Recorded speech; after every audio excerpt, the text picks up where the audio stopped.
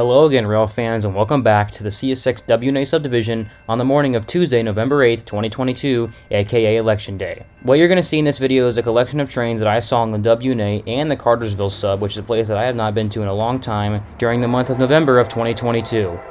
Now starting back here at the Unknown Hero, we would hear L709 call a clear signal at the north end of Emerson, so we would pull off here and catch it making a swift run south back to Atlanta.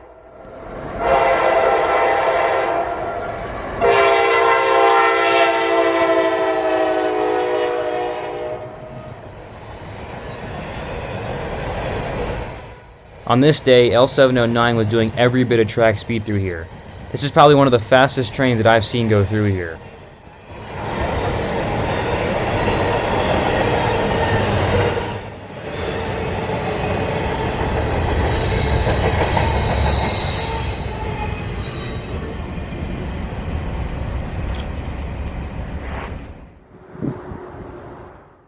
After catching L709, we would go get some lunch in Cartersville, but we would head back south to River Holdout on the Etowah River, as we heard M203 was coming south, but we would have to drop off a locomotive at Jonah Yard first. And the reason why we came back here is because I figured out I was now able to get up close to the bridge at the same level as the track, and to document all the changes that have been going on in this area. Just about over a year ago, this place had no development and was covered in kudzu, and now as you can see that has changed.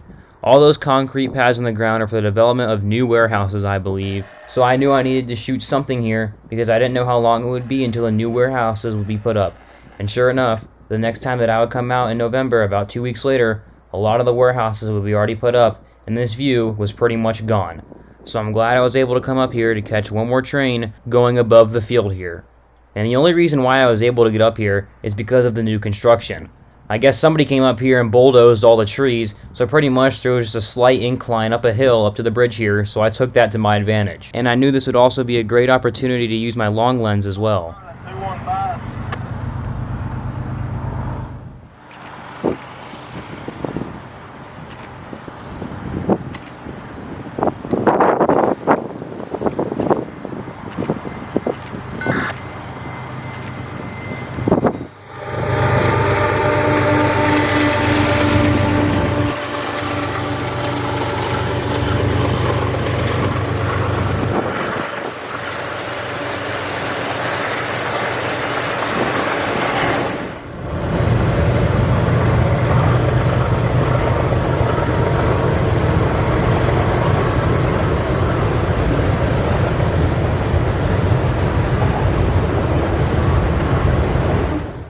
On this day, M203 was a monster. The defect detector in downtown Cartersville would clock him in at just over 12,000 feet long.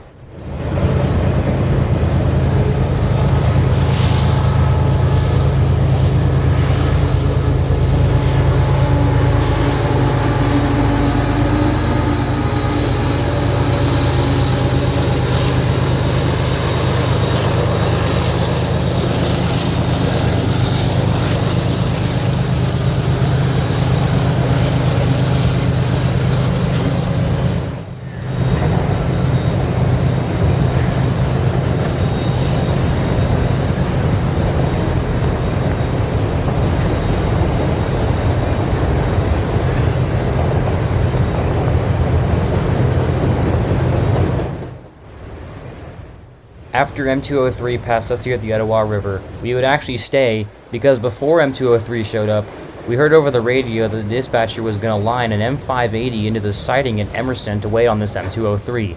So that meant after M203 cleared the north end of Emerson, the 580 would be on the move north, so I would move on down to the road that goes under the Etowah River to catch him coming across the bridge northbound.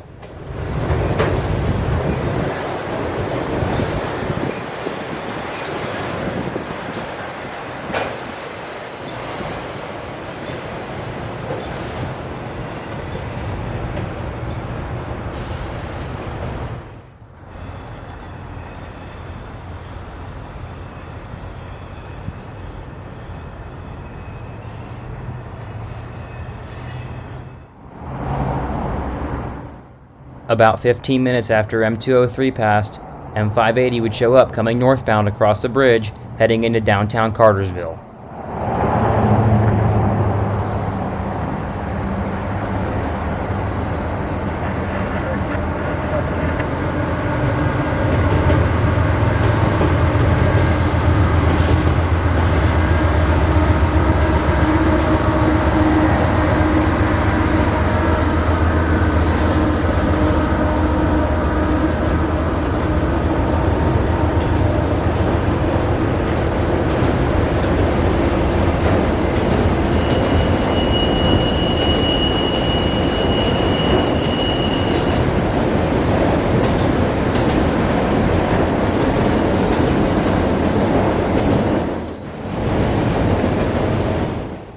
After M580 passed us here at the Etowah River, we would have to head on home, but I would be coming out about 2 weeks later during my Thanksgiving break off of school. CSX Equipment Defect Detector. Milepost 47.4. No defects. No defects. Total axle 226. End of transmission.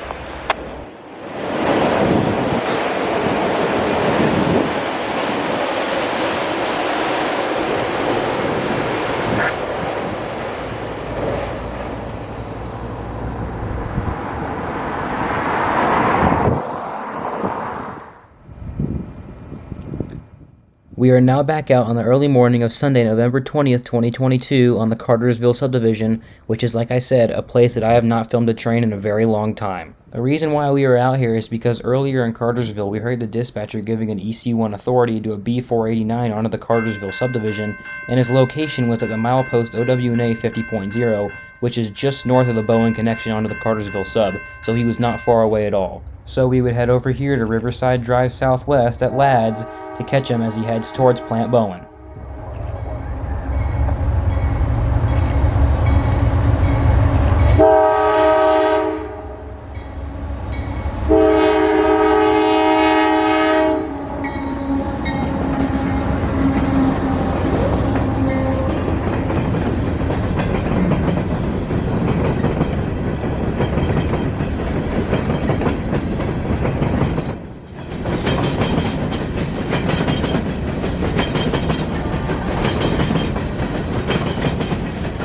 B489 is an as-needed run of empty gypsum hoppers out of Bridgeport, Alabama off the Sequatchie Valley Railroad back to Plant Bowen, which is just a few miles to the west of us, as you can see in the background. And one thing that I forgot to mention earlier was that after B489 got an EC1 authority onto the Cartersville subdivision, the dispatcher also told them that there was a C302 on duty at Plant Bowen and was ready to head north. But there was a switch problem at the coal plant which would hold him up for a little bit. So that meant after B489 passed us here, we would go get some breakfast, but would come right back to this crossing to see E302 coming out of Plant Bowen and heading north. This would be quite the treat, as the only regular train that runs along this line is a local, which only runs on the weekdays, which could make it happen to where no trains run along this line during a weekend. But we were about to see 2 unit trains on this line during a weekend in less than an hour.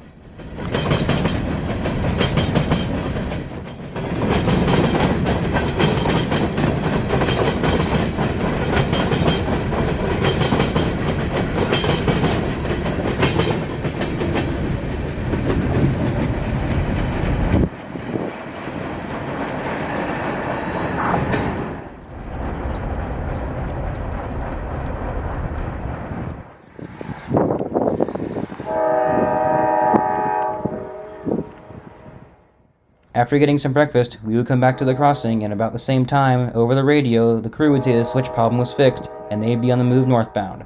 And just about 5 minutes later, they would show up, coming around the corner, just about a mile to the west of us. So I would set up and get ready for them. It was nice to see that both of these unit trains had original 1990s era AC 4400s as their lead motors, and both of them had good K5 LAs.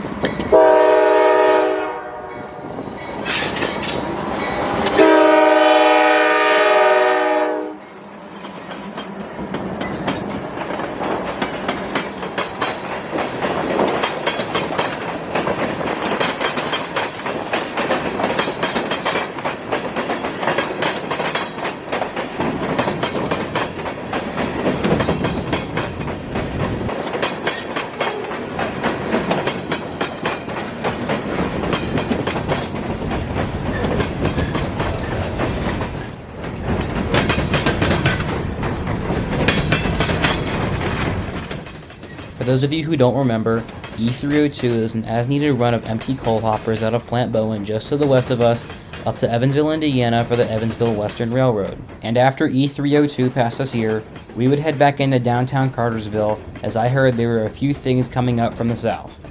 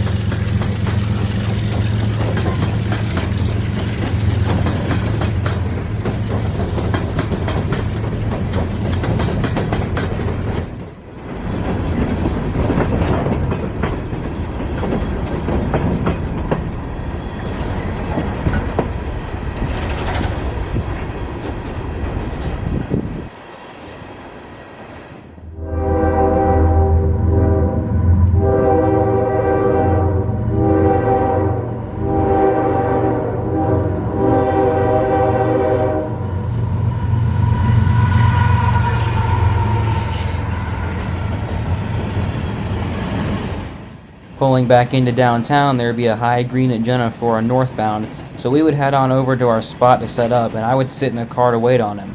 And no more than a minute later, I would hear a horn to the south and look that way and see a northbound flying around the corner. So I would get out of the car as fast as I could and grab my tripod to set up for him. I wasn't even able to extend my tripod at all because he was coming up so quickly. Our northbound that's going by would turn out to be Daily Manifest M648 out of Rice Yard in Waycross, Georgia, bound for Clearing Yard just outside of Chicago, Illinois. And around this time, I would hear that there was a W056 coming up behind M648, which would be part of a Loram rail grinder train.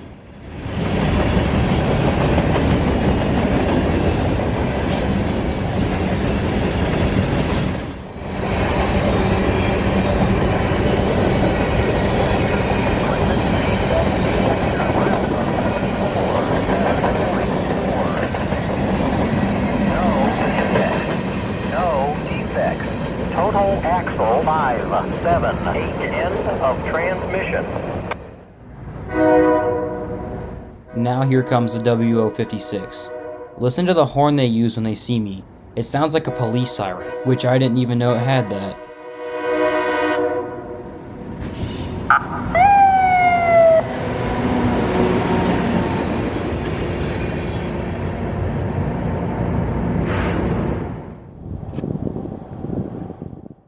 We are now set up just north of Acworth for another coal train, this one also being empty. The coal train would turn out to be E320 out of Cross, South Carolina, back to Evansville, Indiana.